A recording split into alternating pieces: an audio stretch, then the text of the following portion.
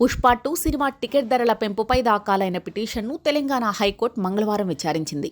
Benefit show పేరుతో ఒక్కో టికెట్కు అదనంగా రూ. 800 వసూలు చేస్తున్నారని పిటిషనర్ తరపు న్యాయవాది కోర్టు దృష్టికి తీసుకొచ్చారు. మొదట 15 రోజులు అధిక డబ్బులు వసూలు చేస్తున్నారని తెలిపారు. భారీ బడ్జెట్తో సినిమా చిత్రీకరించడంతో టికెట్ ధరలు పెంచాల్సి వచ్చిందని మైత్రి మూవీ మేకర్స్ తరపు న్యాయవాది కోర్టుకు తెలిపారు. ఈ వాదనలు విన్న న్యాయమూర్తి ప్రభుత్వమే టికెట్ ధరలు పెంచడానికి అనుమతి ఇచ్చింది కదా అని పిటిషనర్ తరపు న్యాయవాదిని ప్రశ్నించారు.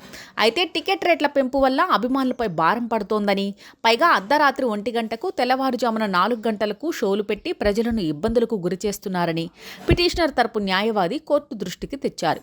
టికెట్ ధరలతో పోలిస్తే థియేటర్లో పాప్కార్న్, కూల్ డ్రింక్స్, మంచినీళ్ల బాటిళ్లు ఎక్కువ రేట్లకు అమ్ముతున్నారు కదా అని న్యాయమూర్తి ప్రశ్నించారు.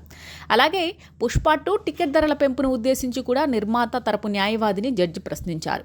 బెనిఫిట్ షోకు ఒక వ్యక్తి 10 మంది కుటుంబ సభ్యులతో కలిసి వెళ్తే రూ. 8,000 అవుతుంది కదా అని ప్రశ్నించారు.